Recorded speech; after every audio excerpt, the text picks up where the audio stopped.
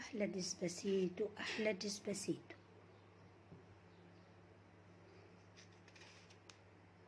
ان شاء الله جميل اهو.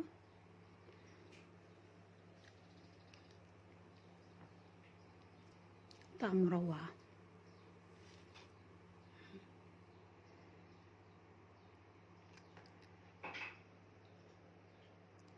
نشوف مقاديرنا الحلوه.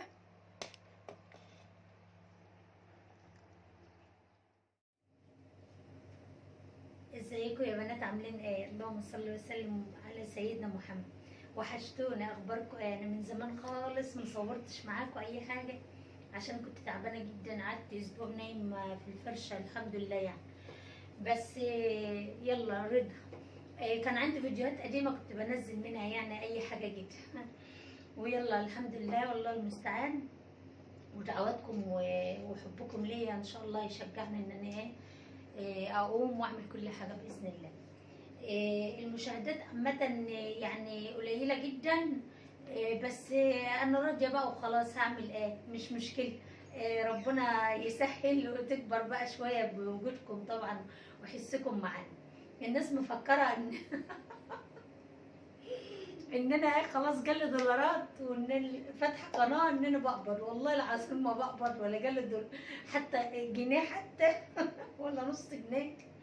بس انا هقول ايه، انا مش قايله حاجه، واللي فاتح قناه هو اكتر واحد هيعرف يعني الكلام ده. الحاجات دي ما يعني الفلوس بتيجي وكل حاجه ما يكون ايه بال50,000 مشاهده وال20,000 مشاهده وال100 ما شاء الله، ربنا يبارك للي عندي يعني. لكن احنا حتى ربع بلدنا حتى ما بيتفرجوش عليا. 200 مشاهده ما يعملوش اي حاجه، لو حد جه يحسب مش هيلاقي حتى يجيبوا جنيه حتى، ولا بعد شهرين حتى ما يجيبوش حتى جنيه.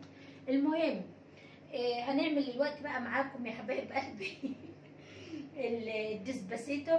بس انا مش هاممني الكلام ولا هاممني حاجه، انا اللي يهمني ان هو هدف انا بعمل عشانه وافك نفسي وحاجه تسليني وخلاص، وحاجه انا حباها بدات فيها وخلاص. ما ينفعش ان انا انهيها حتى لو انا هقعد كده سنين يعني. والله المستعان، وربنا يعين كل حي على حال. هنعمل يا حبايبي ديسباسيتو مع بعض، كيكه جميله جدا ولذيذه وخفيفه وبسيطه وكلها شوكولاته وهنشوف بقى نعمل ايه مع بعض ونشوف المقادير.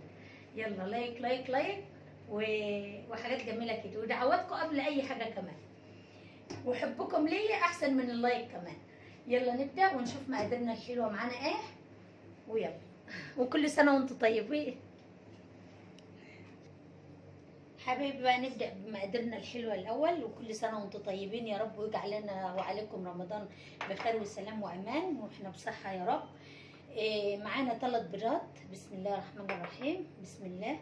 كوباية سكر بس يعني مش مليانة قوي. 3/4 كوباية زيت بس عليهم معلقتين. كوباية لبن حليب.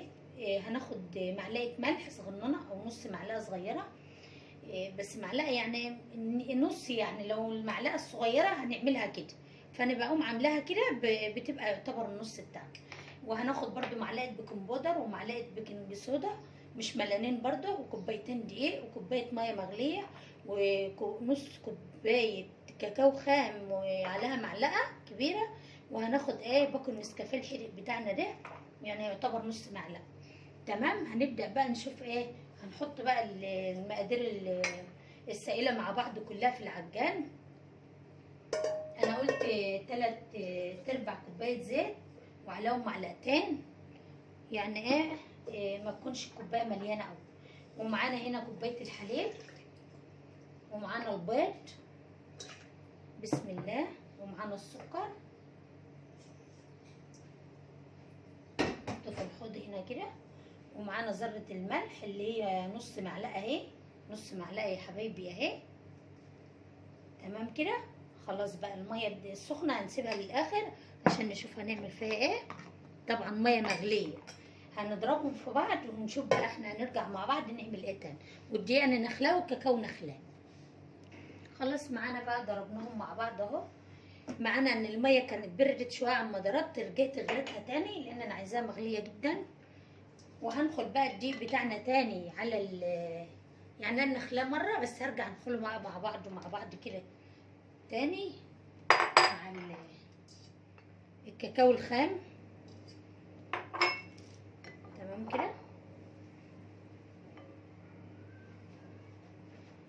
طبعا انا مجهزه الفرن بقى، مسخناه على درجه حراره 180، وحاطه الرف في شوف لما نخلت تاني برضو بيطلع تكتلات اهو، يعني من الاحسن ان احنا ندخله تاني.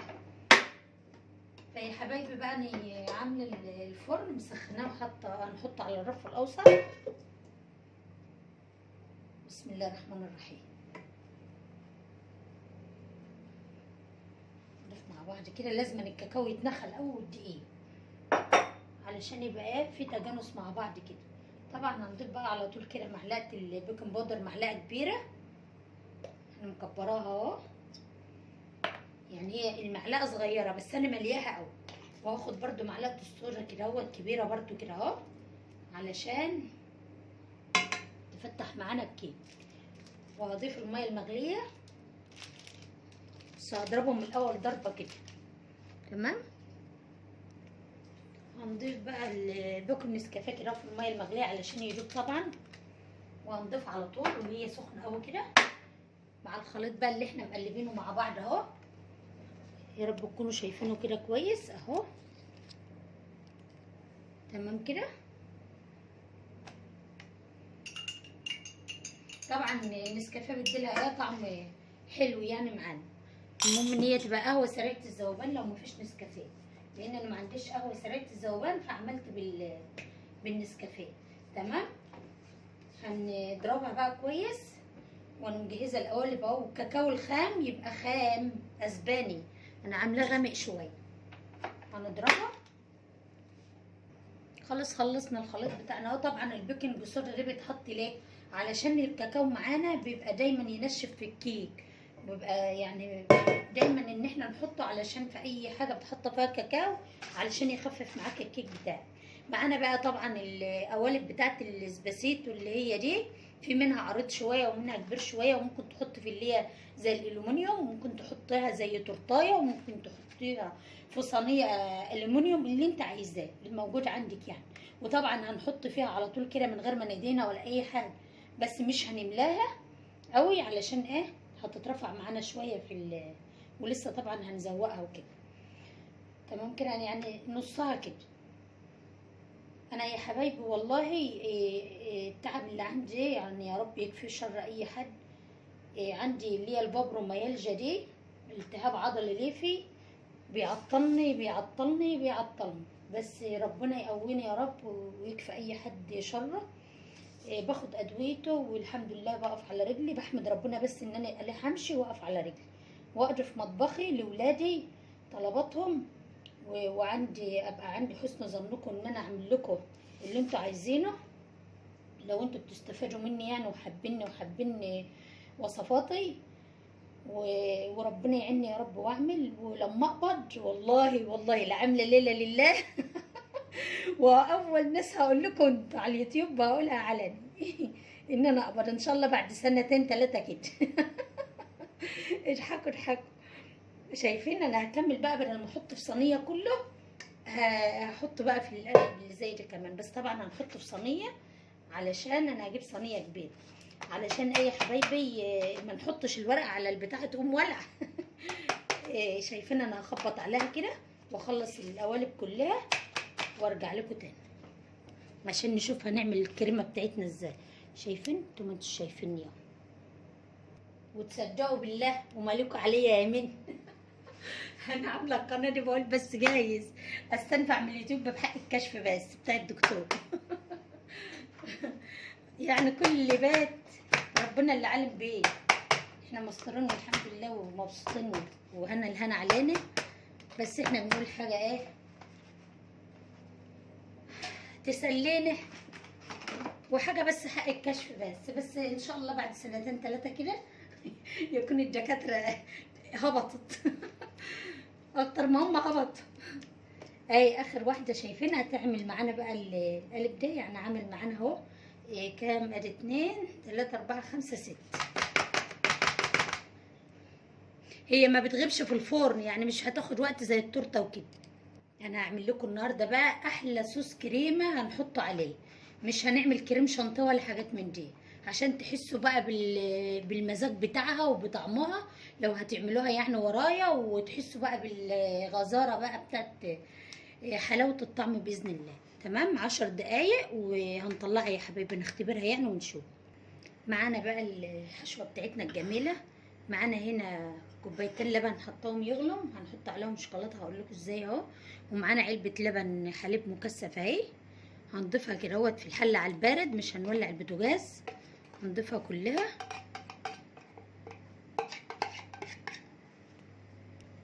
معانا علبه قشطه بوك اهي، هنضيفها برضو عليها علشان الحليب المكثف بيبقى مسكر قوي، واحنا مش عايزين ايه تبقى مسكره قوي، فده هيكسر الحديه بتاعت السكر بتاعها.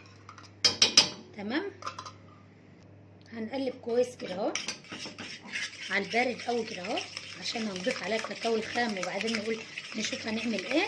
تقليب جامد جامد على البارد، عشان الحليب المكثف ما بيحتاجش النار كتير. طبعا ده جناش، بس احنا ايه بنعمله بالطريقه دي، مش بنعمله بالطريقه التانية. معانا شوكولاته حوالي علبه، اللي هي بتبقى 240 جرام دي او 220 جرام تقريبا. هي دي عندي شوكولاته مطبخ يعني قطع كده.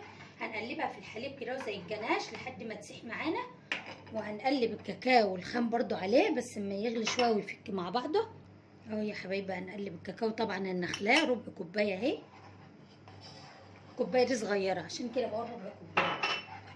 تمام، طبعا احنا هنصفيه لان هيبقى مكتل معانا، بس احنا هنقعد نقلب لحد ما التكتيله دي تروح خالص. انا حاطه شوكولاته، ممكن تحطوا كاكاو خام بس انا حبيت احط شوكولاته كاكاو كمان مع الكاكاو عشان تديلها ايه غزاره في الطعم اكتر واحلى. ولو عندك جناش موجود في التلاجة ضيفيه.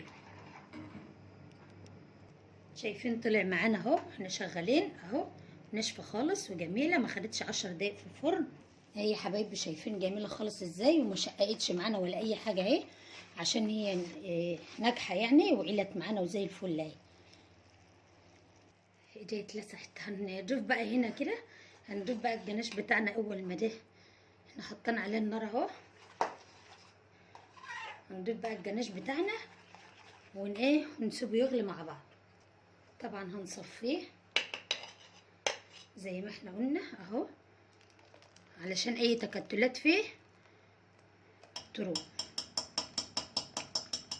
هنصفيه خالص كده اهو.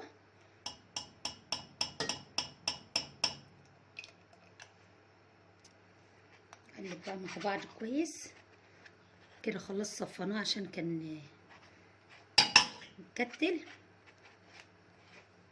وهنقلبه كده اهو ما يغلى غلوتين كده ويتقل شويه نقوم ننزله. ده معانا احلى جناش. عايزه تعمليه بالطريقه الاقتصاديه زي ما انا ما بعمله على طول، لبن وشوكولاته بس وحته زبده مفيش مشكله. وانا برضو هضيف حته زبده دلوقتي، مكعب زبده حته صغننه كده. طبعا نقلب على طول على طول، ما نسيهاش عليه علشان الحليب المكثف ما يلزقش معانا لان ما بتحملش الحراره كتير. بس مع التقليب المستمر خالص كده يبقى ايه ما يعملش في قعر الحله بتاعتك ويلزق منك. خلاص بقى يا حبايبي عند القوام ده، وهنطفي عليه وكده يتقل لما يبرد بقى شويه. خلاص بقى معانا كوبايه لبن، نص كوبايه كوبايه زي ما انت عايزه. هندوب فيهم باكو نسكافيه او قهوه سريعه الذوبان. وهنمسك بقى الكيك بتاعنا كده نخرمه بالشوكه باي حاجه كده، عشان ايه يبقى يشرب يعني من الحاجه اللي احنا هنحطها عليها من الصوص بتاعنا اهو. وهنسقي شويه لبن برضو عشان يطرى زي ما انت عايزه لبن بس حليب من غير النسكافيه او قهوه سريعه الذوبان ماشي مفيش مشكله. وبعدين بقى الصوص اللي احنا مجهزينه بتاعنا الجناش بتاعنا نحط عليه يلا. ولو مش عايزه تسقيها ما تسقاش، هي اصلا طريه وحلوه يعني. هنسقيها بقى بالجناش الجميل بتاعنا الروعه اهو. عايزاكم بقى تغرقوها كده عشان ايه تهيص كده في الجناش بتاعنا الجميل ده. هنعمل الكمية كلها ونشوف بقى نزينها بايه تبع مزاجك، بس هوريلكم بقى طرق التزيين برضو. هكمل وارجع لكم عشان ما اطولش عليكم الفيديو. شايفين بقى الجمال ده؟ معانا بقى كريسبي عايزين نزوق بيه، ماشي اهو مفيش اي مشكله، اللي هو شيبسي شوكولات اهو. عايزين بقى نزوق بمربى حليب، نعملها خطوط كده، وشوكولاته نيوتيلا يا بيضه يا شوكولاته، اللي انتوا عايزينه باي تشكيله انتوا عايزينه. انا بقى في كيس حلواني كده مربى حليب زي دي، نربط الكيس كده طبعا في الميكرويف وهتسيحيه وكده الشكل كده، بس زي ما انت عايزه. تمام. كمان بقى واحده كده.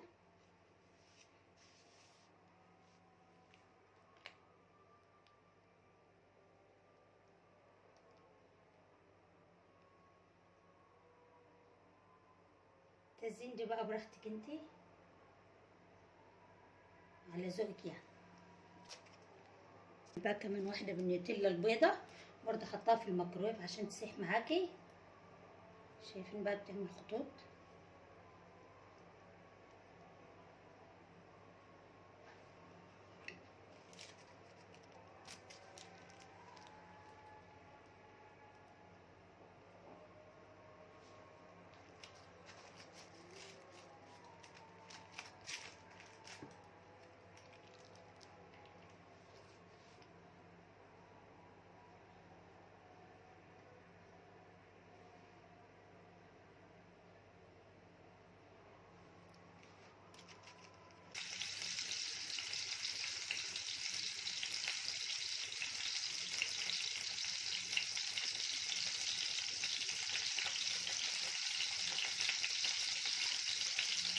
وكده بقى خلاص اهو. معانا بقى الشوكولاته برضو اللي هي البسكوته دي، على حسب بقى كل واحد واختاره وذوقه. دي مكسوره، نحط واحده سليمه كده. تمام.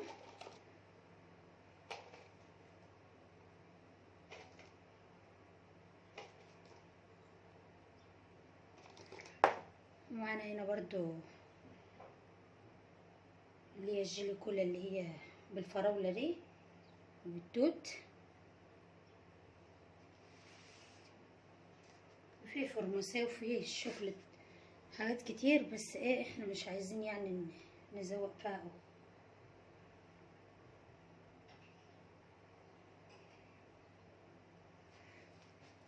والباقي بقى نسيبه من غير التزيين. كده خلصنا. متنسوناش بقى في اللايك والاشتراك،